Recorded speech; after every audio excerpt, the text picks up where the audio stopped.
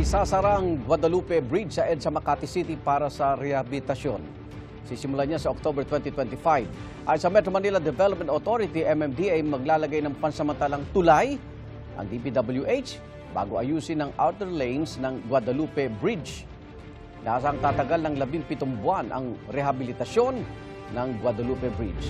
Kailangan daw isagawa ang repair sa 60 taong gulang na tulay dahil nakitaan nito ng vulnerability at delikado kapag tumama ang isang malakas na lindol ayon sa MMDA. Igan, mauna ka sa mga balita. Mag-subscribe sa GMA Integrated News sa YouTube.